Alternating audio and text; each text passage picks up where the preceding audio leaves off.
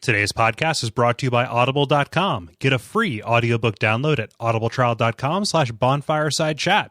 Over 100,000 titles to choose from for your iPhone, Android, Kindle, or MP3 player.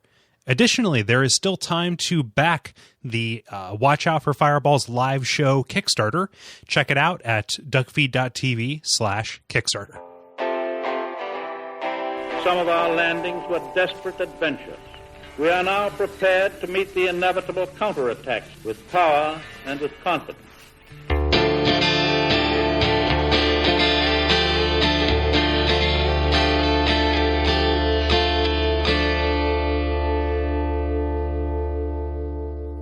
My name is Gary Butterfield. My name is Kole Ross. My name is Vivienne, and I still hate Lost Izalith. Yeah. And you're listening to I Hate Lost Izalith, an undead favorite, which a.k.a. Bonfireside Chat Appendix. Yes. Episodes. And we're talking about your corrections from our last episode, in which we talked about the Duke's Archives. Yep. And the Crystal Caves. And we're also reading your responses. Pre-tape call-in show, yeah. Pre-tape call-in show. Yep, exactly. And also your responses about the Demon Ruins and whether you hate Lost Izalith. Yeah, which you do. Having pre-read these, yes, you do. Mm-hmm. It's good to know your fans are such smart people. So yeah, I'll go ahead and get us started here with our errata. And this is Ghastly via contact. And here she says, "Here's what I want to know about the archives. What is with that awful forest where Sigland is? It's seriously the worst looking area in the game. Even Lost Izalith looks better. Did Seath cast some kind of bad texture spell? A curse of ugly environmental design?" This isn't so much errata as something we failed to point out. Fuck that forest. The way it looks. Like it is in 64 levels of like one poor texture stretched over way too much. It is like 10 pounds of bad texture in a 5-pound bag. Yeah, man. Well, I don't know about you, but I'm pretty into like the Jet Grind Radio body harvest.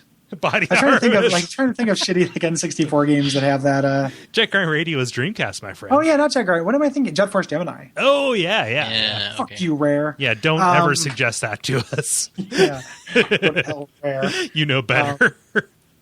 Yeah, I've noticed this before, but it didn't get me quite as tough quite as hard. We were good. Maybe it's supposed to be a fake forest. Seath is. I didn't necessarily mean that in a revelatory way. I meant more like maybe Seath has like plastic trees. Well, he doesn't have time to water them. Like he's doing his studies. Yeah, Chandler isn't gonna water that shit. He's too busy uncovering crystal secrets. Yeah. Yeah. Vivienne, you want to read the next one? Yeah, this is Joseph Ellis via Facebook. Wouldn't you know it? I build a tank tune, and on the third Baldur I kill, there drops a Baldur side sword. Yep, so, take that, Cole. Yeah, if you want to keep there's no. I'm gonna be so sad when we get to Demon Souls and there's really no equivalent. Yeah. To that, except kind of the whole game is equivalent because whatever you decide to upgrade, you're not going to be able to find those shards. Right. Like you're just gonna the crystal lizards are just going to. I mean, I don't know for that for sure, but like that's the equivalent of the bad luck you've had with that sword. Which is why I will not upgrade anything.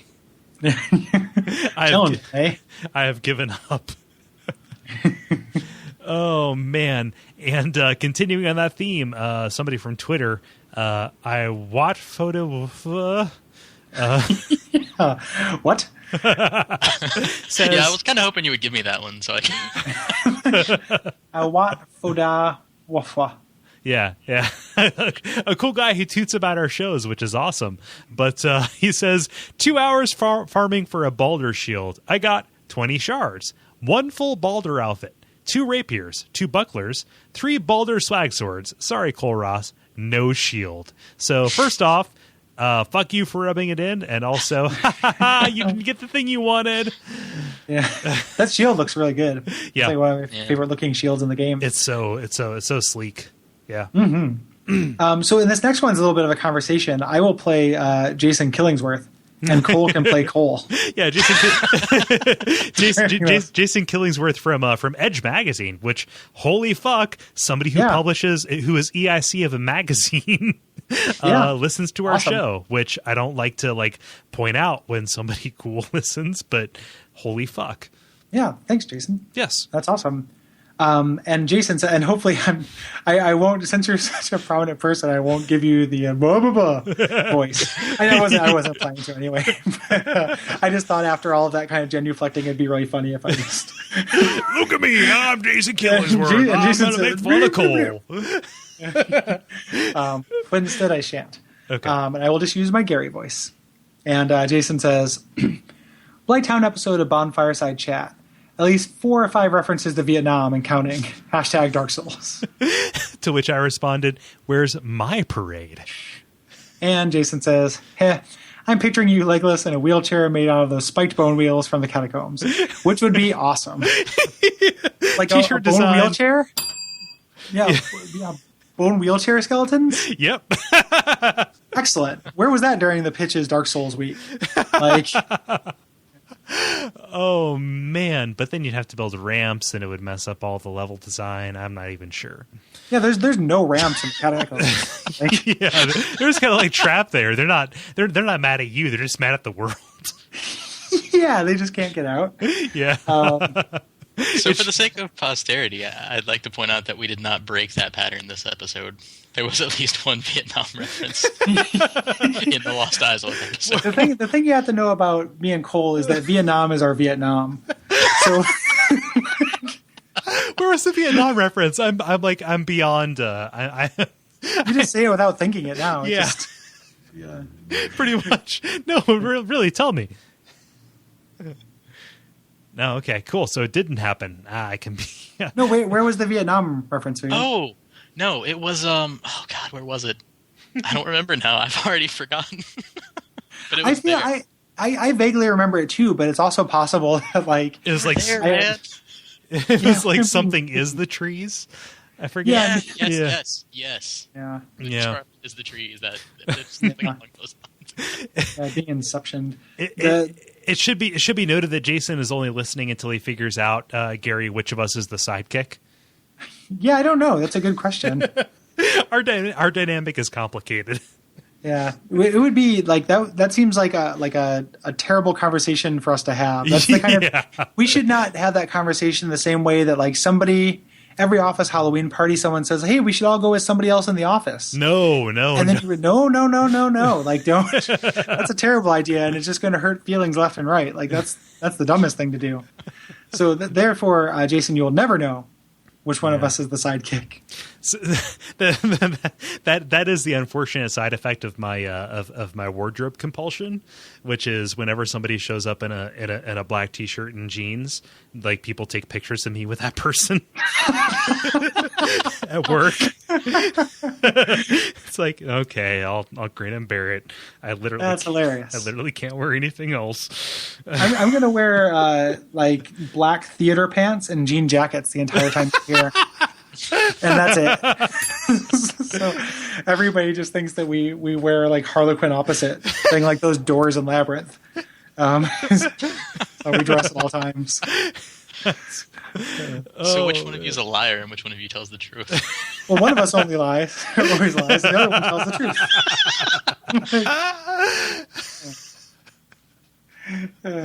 Holy fuck. So that's all the errata, which wasn't really an errata. We were spot on last episode. Yeah, man, Dennis kept us in shape. He did, yeah. He was a taskmaster. Yeah. Go Furia.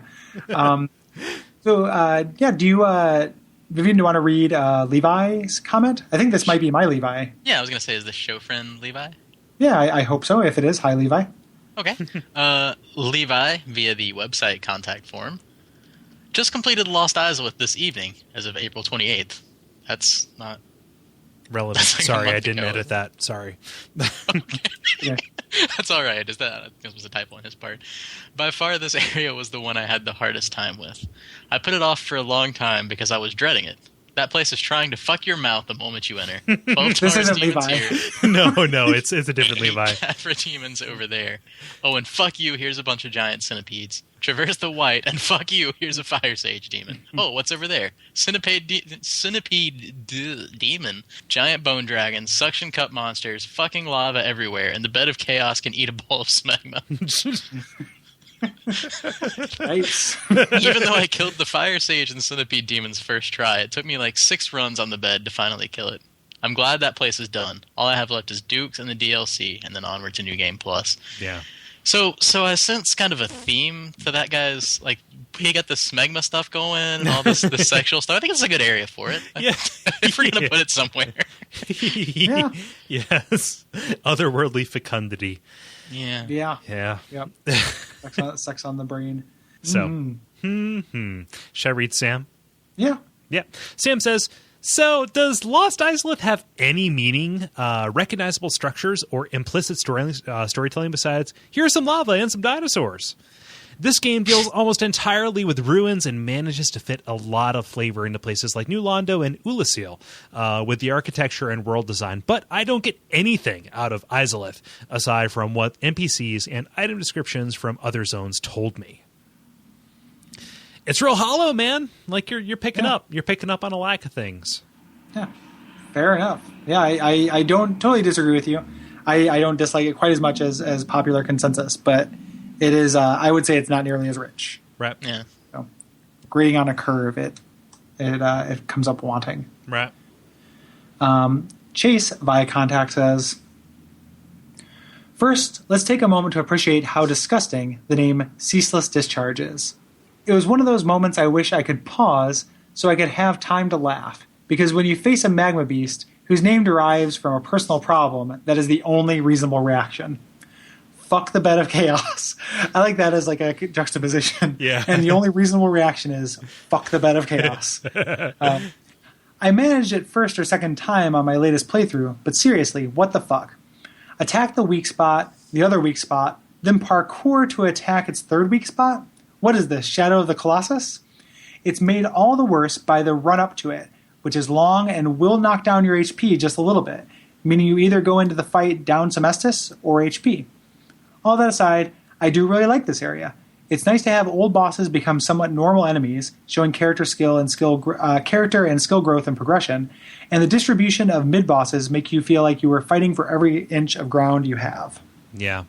It's paced weird, but like in total, the pacing feels kind of okay. It's the way that every area in Dark Souls is about something, right? So and I will I'm fine with this feeling a little bit off in those ways. Like Dark Souls is one of those things where finding the point in which something deviates and it feels wrong, and not acceptable is kind of hard to put a pin on. Unacceptable. Like some things are unacceptable. Have you heard the Unacceptable song? The song? Oh, I need to link you something, my friend. No, I would love to hear. I'll put it in the show notes. What Cole's referring to is what is my ringtone. But I've recently traded it out for my new ringtone, which is let's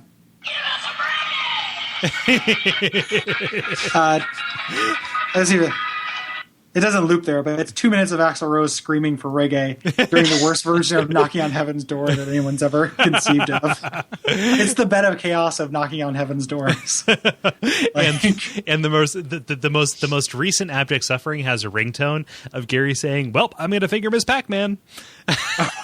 Yeah, I forgot that I was talking about fingering Miss Pac-Man. Yeah. Aren't you guys glad that we're going to put that show out now? There's a part about fingering Miss Pac-Man. How do you even find the aperture on that gigantic fleshy orb? The aperture. Yeah, but it's funny that Chase mentions the intersection of Dark Souls and Shadow of the Colossus, because one of my more recent purchases, aside from the Deadly Premonition Director's Cut, oh god, I look forward to playing that so much, has been the Dragon's Dogma Plus expansion pack, and I'm really looking forward to playing that. Let me know how that is. Yeah, because that has been described as Dark Souls meets Shadow of the Colossus, which two of my favorite things in the entire fucking goddamn world. Yeah. All I want have very little overlap. What's that? That to me, they seem to have very little overlap in design. I know, right? So, yeah, that'll be interesting. I'm willing to risk $40 on a long shot, but if there is a single possibility that is a promise that can be fulfilled, I will venture a guess. Yeah. So something is kind of a general call out to people. Like, what people who are listening, write in and tell us what are games that you think are kind of like Dark Souls or have little bits of that. Yeah. Like, I hadn't heard that about Dragon's Dogma, but I'm interested in finding a new obsession. So if there's games that you feel like kind of capture some of this, let me know. Yeah. Let all of us know. Honestly. Yeah, let all of us know. I will definitely play them. Like, the closest thing I heard to that about was Monster Hunter, which I played the demo and found a bewildering nightmare. And like, I perhaps at some point I will revisit it, kind of more intentionally. Like, I've heard good things about it, but it didn't seem quite to scratch the itch. So yeah. Who does the next? Who reads Phil? I forget. Vivienne, go. Phil via the contact form. First of all, ceaseless discharge sounds like a medical condition. Yeah, well. That being said, the first time I went through the fog wall to him, I saw a demon in the pit, and since he wasn't attacking, I didn't worry about him. Once I grabbed the gold hymn set, however, he started attacking, so I ran into the back corner to take stock of the situation, and that's when my world became pain. So finally, after surprisingly numerous attempts on him, I defeat him, the lava recedes, and I'm face to face with a horde of Taurus and Capra demons. I accidentally fell off the cliff beside them, only to have two follow me. And when I went back, they didn't respawn. Awesome. So I go off a couple Capra demons, only to get blindsided by Kirk. No big deal. I'll just run up and grab my souls, and they respawn? Fuck. On a side note, I've heard you mention that the Bed of Chaos fight is cheap, and I agree. However, I don't think the worst part is the pits that appear while you're running away, though I'm sure just about everyone falls through one on their first attempt. No, it's after destroying both bubbles, having half the ground destroyed, and barely making a jump onto a root to run up to her heart, to have it engulf in flames randomly while you chop at wood from an attack you can't see or avoid. If it hits you at the wrong time, it's a nice final fuck you before you can destroy her. Yeah. Yep. So there are two things here from the earlier part of the comment, which is everybody kind of seems to be focusing on like, oh boy, bosses are enemies now. That is the way that this is going to happen now. And then also, why is anybody human in this area? You're not going to do it to get co-op. I just, I did it because at some point I read that Kirk would be there. Yeah. That's the same. Like, there was a cart before the horse thing. It didn't. Yeah. Yeah, I never saw a reason when I was doing it. Like the bosses were tough, like as I explained in the episode proper. But like I just normally I only go human to summon somebody for co-op when I encounter that, and having no knowledge that Kirk was gonna be there, I didn't see a reason to leave myself open for not Kirk but any other invader. Yeah. Well, people play this game differently than we do about that, because like with the few times I've done some invading, when I've done some invading, I'll just find people in perfectly innocuous areas that are rolling with two people, like kind of all the time. I think people do that. Like people will get to an area, go human, and get some help for the area, and that's how they play through the game. Which is weird to me because this is not like a PvP hotspot or anything. Right. Even though one of my favorite PvP videos I saw took place here, where it was the cosplay guy who was doing patches, who like when you first enter the area, he sent like an Xbox message that was like, "Are you a cleric or something?" And then like depending on how they and just kind of did all the dialogue, and then came up to him and killed him and pushed him off a ledge into lava. He lured him with an item. Yeah. And then which is awesome. With like a shitty item too. It was like a soul item or something. That's always what happens if there's an item there and you don't recognize it, don't get it. Someone's going to shoot you off with a dragon arrow or something like that. It was so good. That's one of my favorite cosplays in the entire. It's wonderful. Yeah, I don't know why I say cosplay instead of demon invasion, but Yeah, not Demon Invasion. Demon Invasion. I know why you said cosplay instead of Demon Invasion. Because Demon Invasion is a thing. Dark Souls. Dark Souls Invasion. One of them is a thing, and one of them is not. Yeah. Okay, there we go. Okay. Moving on. Okay, so Frederick, via contact, we apologize. You corrected us on the pronunciation of your name. As somebody who has a weird fucking name, I sympathize, and I am sorry that we have mispronounced your name as Frederick when you are Frederick. Yep. Yeah. So I hope we are saying it correctly. We do not want to insult you. He says, making my way through the scorched hell that was Demon Ruins was abject horror. Rolling with a jackass of all trades, master of none, I spotted a familiar silhouette in the distance. The Capra Demon! Up until this point, the single most terrifying experience I had been faced with. It was like reliving childhood traumas. I stopped dead in my tracks. Didn't look optional. No alternate route. Fuck. I summed up courage, bull charged him, and got a few hits in before he turned me into gore flick props. Oh, into gore flick props. There we go. Okay. Mm-hmm. Props from a gore film. Okay, there we go. Mm-hmm. All the lessons of watching him move in Undead Burg were gone, but I trickled his health down with my hopelessly weak sauce character on the second attempt. Going on, a few deep breaths, went around the bend, saw an army of them, and just wanted to cry. Right, do or die. Pulled one and fought him on the ledge. Got invaded. Couldn't remember if that was an NPC or who invaded or not. The stress level was about to go critical, but I made it through somehow. Each following encounter was as tense, as I hadn't yet seen where the bonfire was. After exhausting all Estus flasks, I made it. Safe haven! I was still shaken. But after a few minutes of semi-breathing exercises, I got up and proceeded to move forward toward the large, broken-up stairs. And there he was, the Taurus demon. What flashed before my eyes was some kind of boss marathon, where I would have to kill boss after boss without any rest or bonfires. No, Dark Souls, no. Fuck you! I turned off the game and walked away. Luckily, I did later find out that there was no boss marathon, and I'm now on my third playthrough. Smiley face emoticon. Smiling emoticon. It is kind of a boss marathon, though. Yeah, it's the closest thing that there is. Like right after that, you fight like a boss that you fought two times before. Yeah. Yep. And then another boss, and then I guess there's no more bosses after the Centipede Demon. There's just Bed of Chaos, which is just a thing. And it has a health bar. Mm-hmm. Yeah, for some reason. I think that if they would have not had it have a health bar, that would have been a better signal that it wasn't don't go up and fight usual. this thing. Yeah, that would have been smart. Yeah. So thank you. I'm kind of heartened by the fact that people seem to dig the kind of boss thing, or that is effective to people. Yeah, the boss rush. Yeah, it's a boss rush. Yeah, since I enjoyed it as well. Our friend Jeremy, EC, he says, easily my two least favorite locations in the game. You'd think Lost Izalith would at least contain some decent lore, but all we get are dumb statue-breathing monsters and dragon butts. There's some interesting stuff with Kirk and the NPC that's there, but you could already figure out everything about Kirk up to this point, and there's nothing really interesting about the NPC. Sieg's questline is here, and he delivers some great dialogue about helping the player out after you've been basically carrying him through the whole game. It's a great moment, especially considering the grim truth awaiting him in Ash Lake afterwards, but it doesn't make up for the incredibly boring enemies, level design, and boss fight.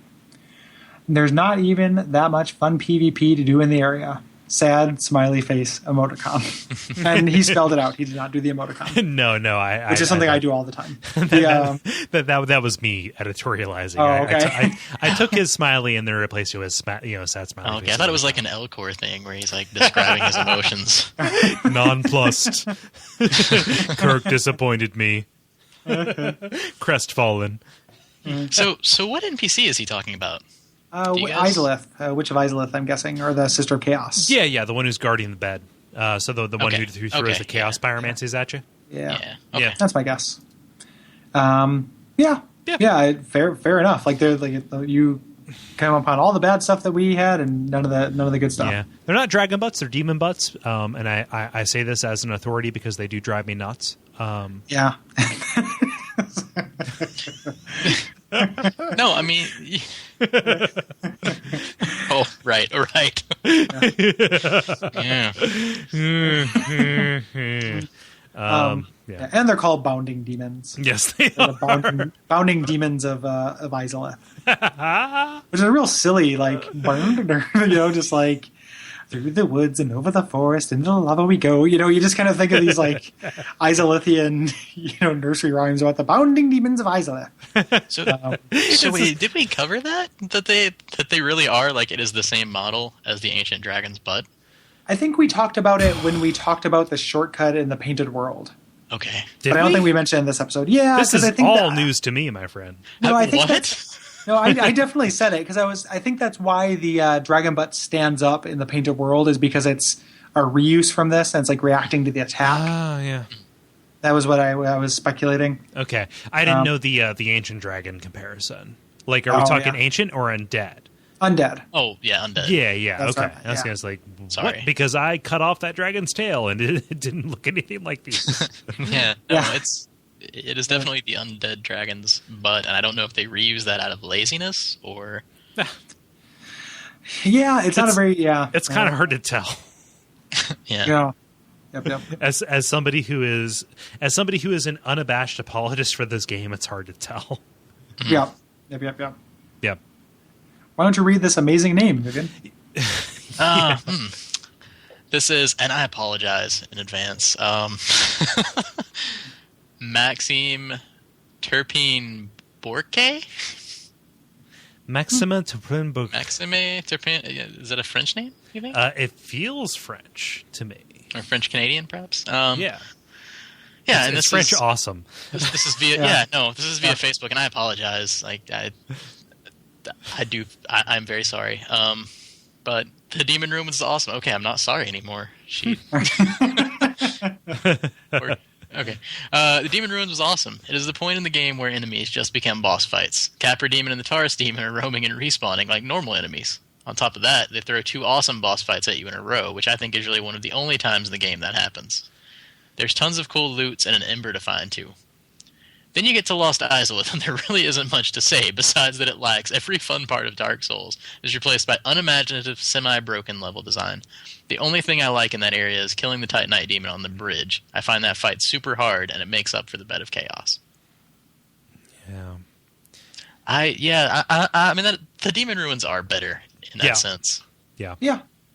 That's that's what I was going to settle on too. Yeah, I think that's true, and I think when you say the 2 awesome boss fights, like I hate the Centipede Demon. I wonder what I would think about the Demon Fire Sage if I hadn't already fought him. Mm-hmm. Like maybe I'd be into it. Yeah, because it's not. I guess straight. I guess if you don't fight Stray Demon. Yeah, that's why. That's what I meant. Like, if is it inherently a bad boss fight, or is it just lazy and reused? Yeah. Like it works. It works. If it didn't, they wouldn't have used it 3 times. Yeah, well, the first time only barely counts. It's like a different move set and a different. Yeah, I suppose it's a very different fight in the first one, but yeah, but like that point where Maxime says that where enemies turn into boss fights, I would almost counter that the boss fights turn into enemies, right? Boss. Yeah. Well, I think there's a little of both going on there. I think that's kind of interpretable 2 ways. Because, it's like the old boss fights become normal enemies. And then I'm not there are so many boss fights that they feel like normal encounters. Like, it's like the sequence of bosses. Yeah. No, I think I'm referring to, Taurus and Capra, who were the earliest boss fights in the game. Like, I don't think that, Maxime is wrong. But it's just kind of like that is a turn of phrase which can work both ways to spectacular degrees, right? When you first said it, it made it sound like you were saying the Stray Demon and Centipede Demon were like regular enemies. No, which was what confused me about it. But I get what you mean now. Nope. Yeah, that's I apologize if I misled. No, because you have not. And then Cole, Cole's us out. Okay, so I'll take us out with Joseph. Joseph Ellis via Facebook, who says, I went to this area kind of early on, maybe a little too early. I went into the ceaseless discharges area to get the gear and possibly use the exploit I had seen on YouTube in a walkthrough. However, it didn't quite end up for me the same way it worked for the guy in the video. I died too many times to count, but I persisted and finally conquered.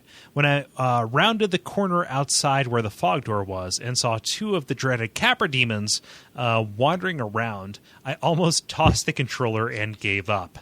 He gave me such a problem when I fought him as a boss. That's as far as I've been in this area thus far, and it's about time I ventured back. Sure. Like, head on back. Yeah. It tends to be the second last area I go. He's decided to redouble his efforts and finish the game. Yes. Oh, yeah. Sure. Definitely beat it. It's always the second to last area I do. And as we know, this is the worst fucking place, so it only gets better. Yeah. If you can do it early, get it out of the way. Yeah, but like this is one of those weird places where, you know, like I'm getting into this place where I'm attacking Demon Souls in earnest, where that game is entirely about finding, you know, which areas you can go for with your play style and build. And, you know, after you get to Anne Orlando, this game kind of becomes that. You know, where like there is a very specific kind of build or a very specific kind of temperament that you can be that this area kind of works for you, right? Yeah, and as I mentioned, I keep saying it, but like all the four Lord Souls lending themselves to an upgrade path too. So like this is the fire area. So if you are, it's not like you want to use fire weapons here. But if that's what you're rolling, you're going to do this a little bit earlier. Right. You find both embers that make that a really viable upgrade path. Yep. Here. Yep. In the Fireland. It's also, we didn't talk about it, but those Chaos Eaters are like one of the few things I'll drop red Titanite chunks. Right. So, yeah. I ended up farming those guys on my soul level 1 guy for a while, which was a huge pain in the dick. Yeah. I don't like farming. No, farming it feels anathema to what this game is. Yeah, if it's not Harvest Moon, I'm not into it. That's the only game. Ooh, burp. Minecraft is fine too, but you know. Yeah. Yep. Yeah, I was talking to my buddy Nick about, and this is supplemental material, but about Don't Starve.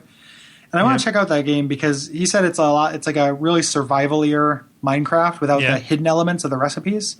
Because like in Minecraft, once I can survive, I get really bored. Right. Like it's kind of fun to make a house, and then I'm like, fuck this. Like I don't, I get really, really sick of it. Like it feels very directionless to you. Is that kind of what? Yeah. Or like it's fun to explore, but then like once I've explored one cave, like it doesn't all the caves are all the caves look the same, and then like once I've explored like what's on the other side of a mountain, it's like, oh, it's just more of this. Right. You know, it's kind of the drawbacks of a randomly generated world. Have you played Terraria by any chance? Yeah. Terraria is cool because I feel like I found there's that a little far bit better in that regard.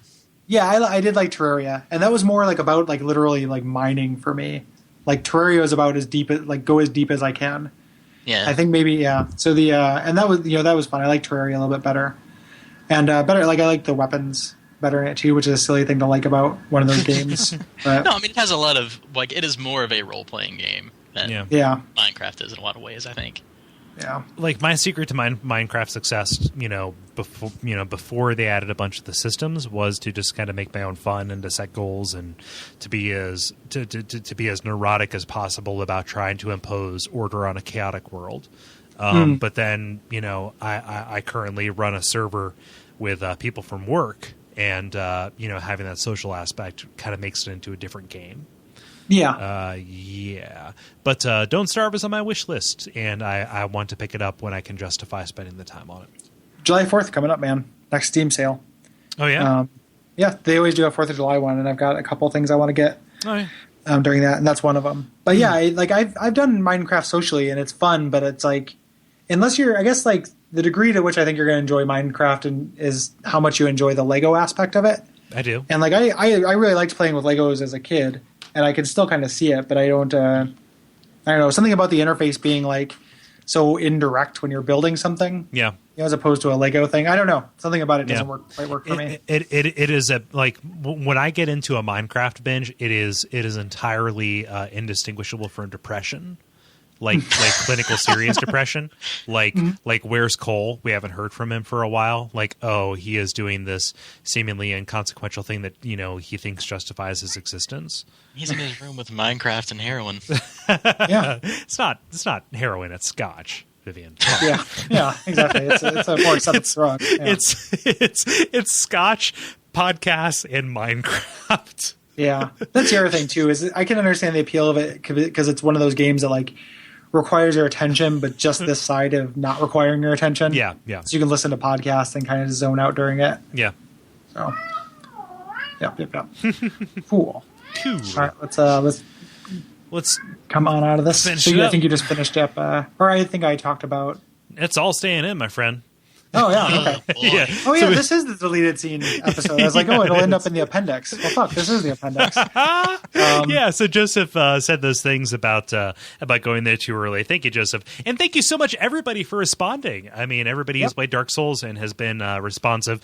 We said it in the main episode, but, we're nearing the end of the Dark Souls season of this, and we hope that you follow us along to the Demon Souls season, which is coming up here pretty soon. And if you haven't played Demon Souls yet, pick up a PS3 or buy Demon Souls for your PS3 and play along with it, because it is a really cool game, especially in light of what you know about Dark Souls so far, if you've played it. Absolutely. And PS3 is real cheap now. Like, I put off buying one forever, and I ended up getting one because it was pretty affordable. Yep. When this comes out, there will still be time to send us comments about the next area, which is the Catacombs and Tomb of the Giants. Mm-hmm. So please go to duckfeed.tv/contact and give us some of that. When this comes out, we will still be on Kickstarter time? Yes. Or no? We will. Yeah. So go to duckfeed.tv/Kickstarter to check out the Watch Out for Fireballs Kickstarter. You heard us talk about it at length during the last episode, so I won't regale you with all of that. But definitely every little bit helps, and we'd really appreciate it. Yeah. Additionally, the usual admin stuff. I don't want to bore you with it, but the iTunes ratings, reviews, all of that really helps. Also, the duckfeed.tv/tipjar, where you can buy stuff on Amazon, and we get some money for it, which helps cover hosting and helps us not run this network at a loss. It really, really helps us out. Yeah, that's really the big stuff, aside from the other shows, which you can find by just going to the site. You probably know about them, and if you don't, check them out. And we would like to really, really thank you, Vivienne, for coming on the show and contributing as much as you have. Not only when we've been recording this, but also kind of like over the year/year and a half that you've been really active in the Duckfeed community. That's my pleasure. Thank you guys for entertaining me so much. Yeah, absolutely. You're very welcome. We're really happy to have you on. Yeah. Cool. So until next time, Kole, what else can we all do? In order. We can praise the real sun, not the false sun, not the second, first flame, but the actual first flame, the real first flame, also known as the sun. Yep, we can praise the actual sun, the real first sun, not the fake first flame, but the real first flame, the actual sun. Go ahead. Wait. Stop. Wait. You can also stay tuned for deleted scenes.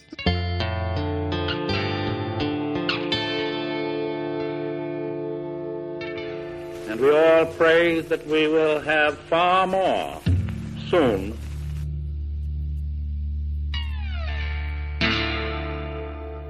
I fucking Goldbloomed out there, didn't I? Yeah. Yeah, you already bloomed it. You really bloomed it. You only stopped to consider whether you could, Kole. You didn't stop to consider whether you should. And that's why you do. That's why you always leave a note, and also why you always leave that section. That's why you always leave a note, and that is why you always praise the sun. Nuh-uh. That was, I just portrayed God as like Nedry in Jurassic Park. Like, that was the same voice. Clever, Gary. Yeah. Yeah. No, how fucked up would that worldview be? That it's just like, yes, I have these progressive, correct views. Nedryism? Nedryism. Okay, sidetrack there. Original point. Well, this rock keeps away elephants. It's uni elephants. So I can't hear you. I'm in my jacuzzi suit. Yeah. Oh man, I will brook no argument that says that season 4 isn't the best season of The Simpsons. I'll brook no argument.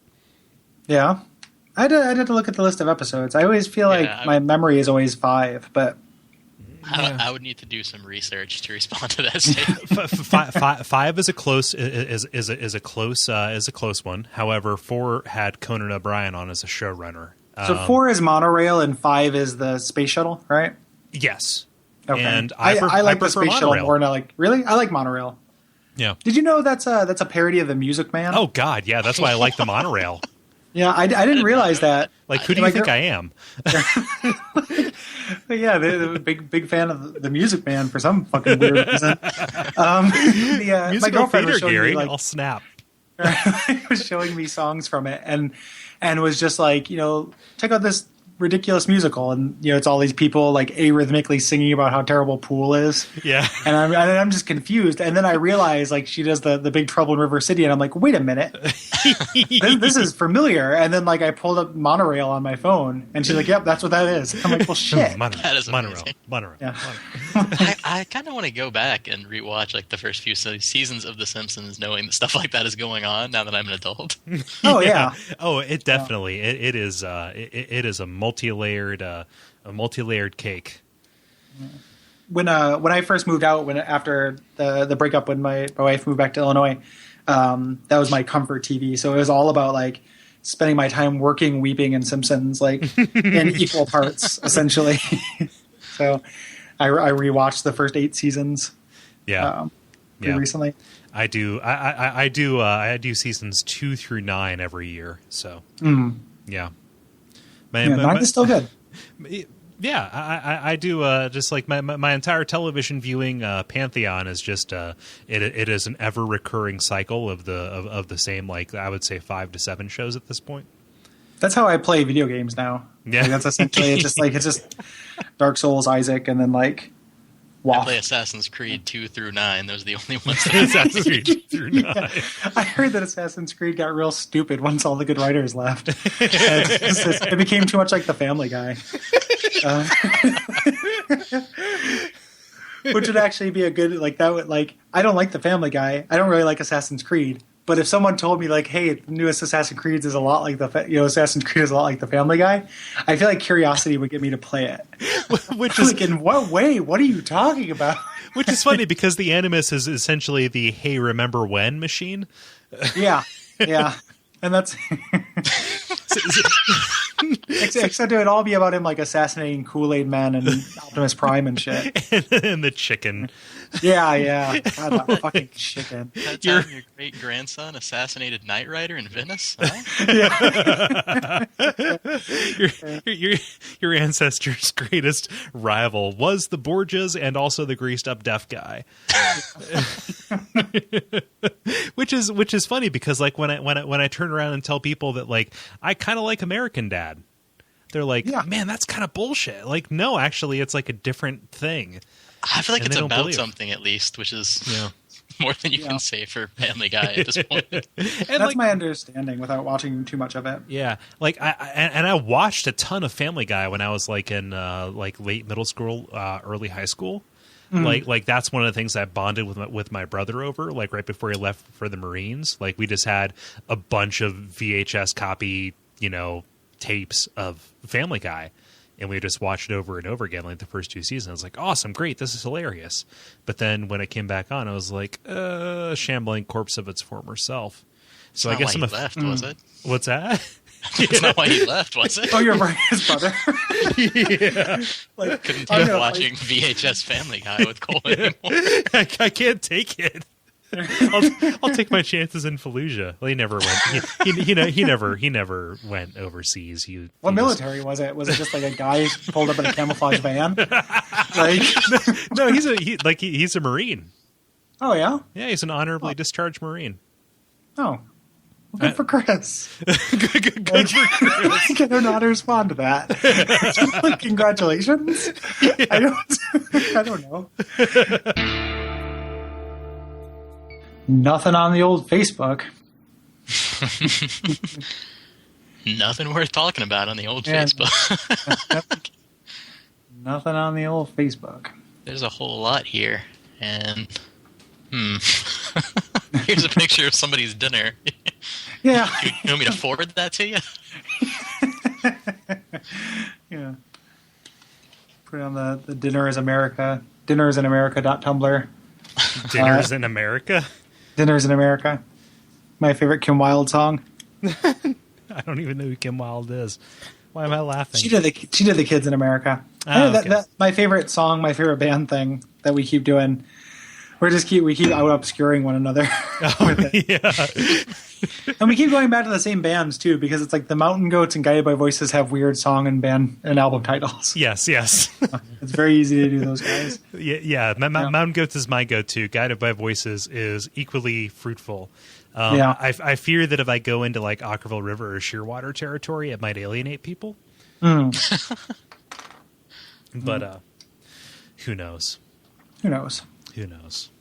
But I know Kids in America. That's just one of those things where you know the song but not the artist.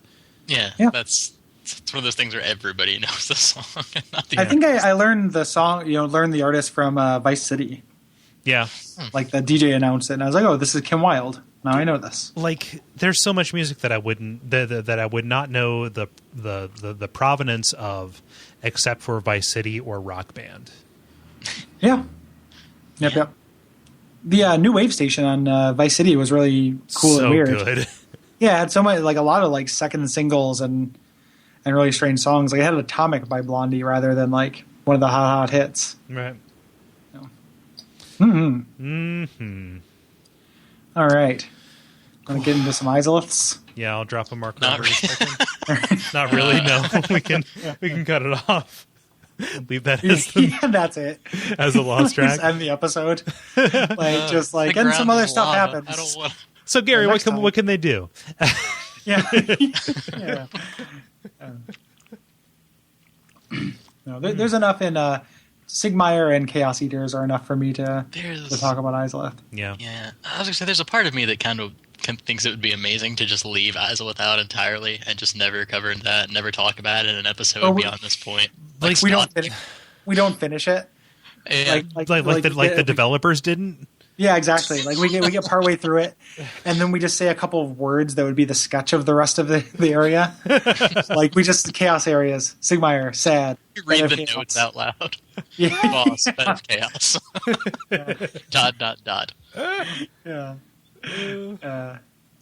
That is funny. Okay, so I'll drop a marker and we can bring us back in. Mm-hmm. All right, let's bang this out. Yeah, I have some ribs to cook. Oh. All right. Yeah, well. What that euphemism for? Okay. So we'll introduce this the same way. Yep. All right. What was that? It was like a Muppet clearing its throat.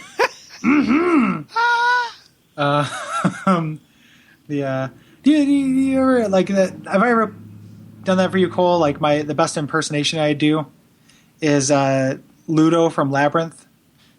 Do you know how he talks? Nobody does, which makes it a pretty terrible impersonation. No, I know the Labyrinth. Okay, well if you don't remember his voice, it's not gonna work. Vivienne, do you remember Ludo? I do not remember. Okay, well. You guys let me know next time you guys watch the. We'll do it for posterity, for fuck's sake. Well, I'll do it now, and then you watch a YouTube of it. Just make the errata like watching Labyrinth as a group. Yeah. Guys, you guys want to take a couple hour break?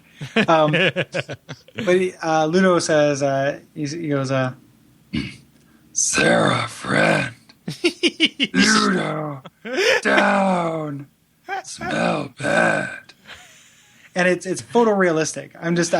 Not bragging, but it is exactly how he sounds. It's my most perfect impression. Here they say everybody has a talent. Yeah, that's sadly mine. The culturally irrelevant impersonations. Alf, get in the kitchen before the Archmonics come over. Some talents go further than others. Yeah, 100%. Some talents are bigger than others. All right, let's start this off. Let's do this.